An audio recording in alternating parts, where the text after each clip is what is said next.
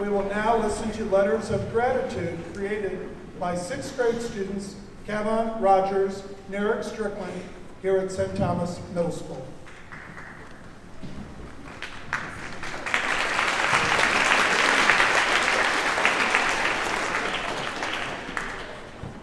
The 6th grade class has created a flag of inspirational quotes and thank you messages to our veterans, which we hope expresses our gratefulness for their actions. The flag will be located in the entryway to the gym.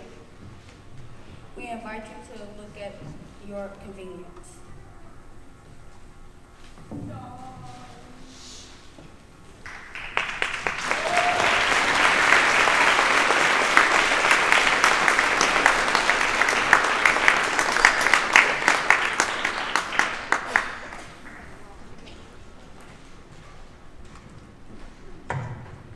Thank you, students. Now it's my pleasure to introduce our guest speaker today.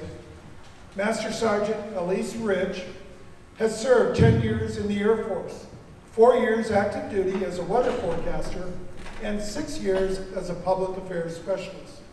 She has also served on deployment to Kandahar, Afghanistan, and 5 state emergency duties as an Air National Guardsman. Now, please welcome Air Force Master Sergeant Elise Rich.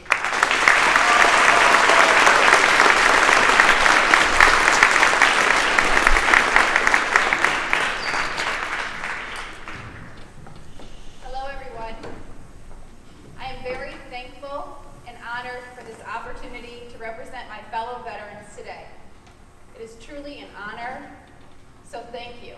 I've been to this assembly for 4 years now, and every time I leave with tears in my eyes. So the time and the effort you put into this assembly is very meaningful, and it hits me to the core. I'll start with a little bit about my background. I'm the older sister of Mikey and Douglas Maloney, as well as James, Ben, Mary Margaret, Lauren, and David. All of us Maloney kids have gone through this great school and are proud Black Hats. I ran many a cross-country and track race under the tenacious coach Jim Caston. You may have heard of him. And I have to say that the training I received with running the streets of Herculaneum was what laid the groundwork for my success as a United States Airman. I didn't need much persuading to join active duty military service. Coming from a large and sometimes often chaotic family, I thought it would provide me with a way to gain independence and life experience, which it did. My brother David had joined the Navy, and his success was truly the catalyst that set off a chain reaction of military service within my family. My brother was in the Navy, myself and my 2 sisters went to the Air Force, my stubborn brother Ben joined the Marines, my brother James is currently in his first year at the Naval Academy. Douglas probably will join the Army, and that leaves Mikey to the Coast Guard. I'm very thankful for my brother David, who by his decision to serve, ultimately cleared a path for myself and my siblings. It truly amazes me when I reflect on the adventure and perspective the military gave me. I was hardly 21 years old when I found myself in Afghanistan giving weather forecasts to Kiowa and Apache Army helicopter pilots. It was one of the most defining experiences of my life. It was exhilarating, stressful, and incredibly meaningful work. It's so humbling to serve in the tradition of the United States military, to look out at these fine veterans, to stand up here and represent them. It's hard to explain. The United States is special. You live in one of the most affluent and safe societies in the history of the world. Our nation rose to greatness on the strength of our service members. Their stories are woven into the fabric of our nation's history. Because of their sacrifices, we are free to live, to work, and to raise our families as we please. President Calvin Coolidge said, "The nation which forgets its defenders will itself be forgotten." I'll say it again. The nation which forgets its defenders will itself be forgotten. Well, America doesn't have that problem, because your attendance here attests to the fact that we have not forgotten our defenders. Today and every day, we must remember our veterans and remain constantly vigilant that the freedoms they secured and the security they defended are not threatened or taken for granted. If there is one thing that I believe is key to living a joyful life, not necessarily a happy life, but a joyful life, it is to be gracious, to be thankful. We must first say thank you. Say thank you for grace, say thank you for wisdom, your parents, your teachers, friends, love, kindness, humility, peace, prosperity. Say thank you for what is already yours. America is special because of the people that have come before us. America, we are standing on the shoulders of giants. So instead of thinking of what we don't have, we must think of what we do have and share it with others. Because when we are thankful, we learn to appreciate, and when we appreciate, we learn to replicate. So my advice to you is to live in a state of gratitude. Every morning, wake up and think of one or two things you can be thankful for. I am extremely grateful for what the Air Force and now the Air National Guard has given me. Joining as an 18-year-old in 2007, the military provided me with the discipline, the training, experience that ultimately made me into a better person. It pushed me out of self-absorption into a world where hard work matched with teamwork are the keys to success. A lesson I learned real quick in the military is when something goes wrong, own up to it. Take it. Don't pass the blame. You fail a test, own it. Admit you didn't do your best, but do your best next time. We all fail. It's just part of life. But the difference is what we do with that failure. That's what makes us. You have to get up. People are incredibly perceptive. Your actions speak for you, not your words. You don't have to tell your teacher how much you've studied for a test. Believe me, they're going to know, okay? Allow real action to define you and not the fake world of social media. You want to help the environment? Start picking up every piece of trash you see. You want to stop bullying?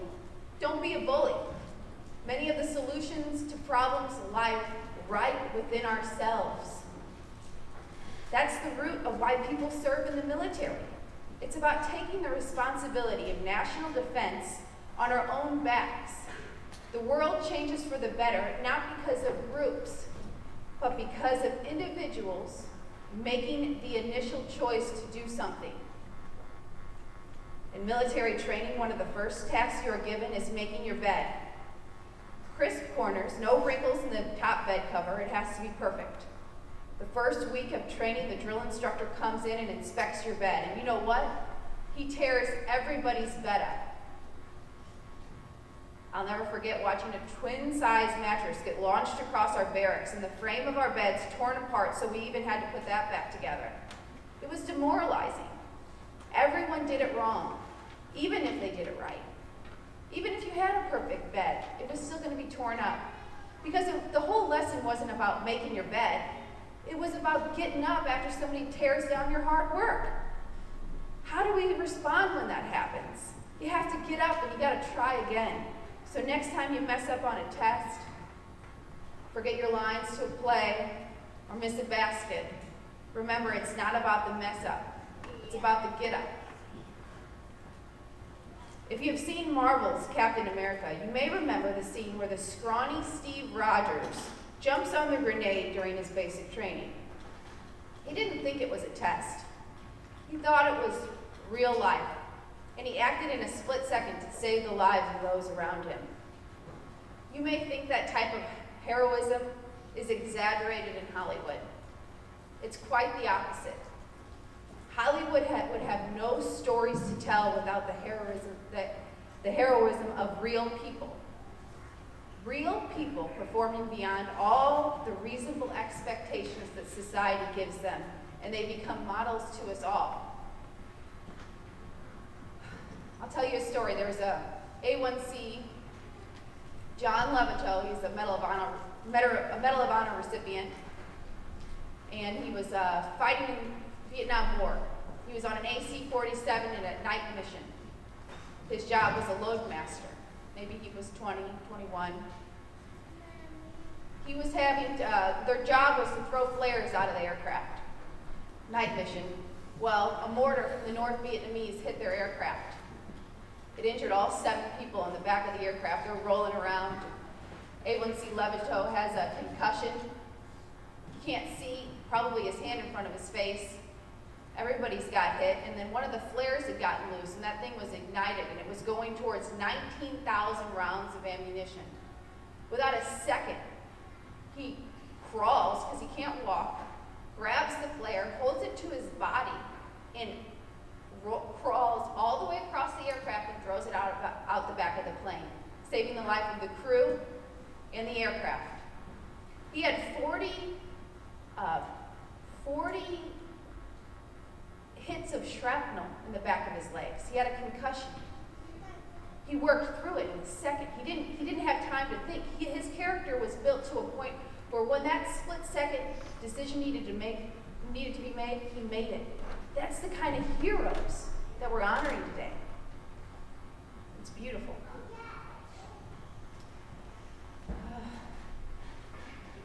You know, it's good to have dreams. Dreams are excellent. They help us have hope for the future.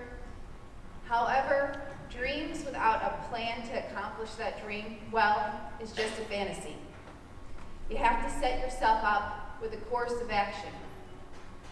You have to plan every day. You have to set goals. Right now, you should all be focusing on your education. There are so many things you can learn. Take advantage of it. I wish somebody would have come back to me when I was in middle school and said, soak up that math. Don't avoid that math. Because when you soak it up, when you go towards something you may fear or dislike, that means you're going to grow stronger in it. So just, if there's a subject that you're avoiding because you don't think it's your strong suit, I want you guys to make a commitment today and say, I'm going to learn that subject to the best of my ability. I'm not going to be afraid of math. I'm not going to be afraid of writing. I'm going to be the best writer. If you're afraid, don't be afraid of a subject. That subject needs to be conquered by you because you are incredibly, incredibly smart. You're tough. I want you guys to give 100%. Ultimately, life is about choices.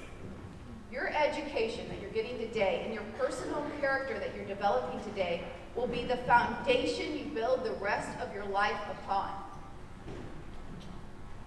Don't be the victim of tragedy. Rise above it.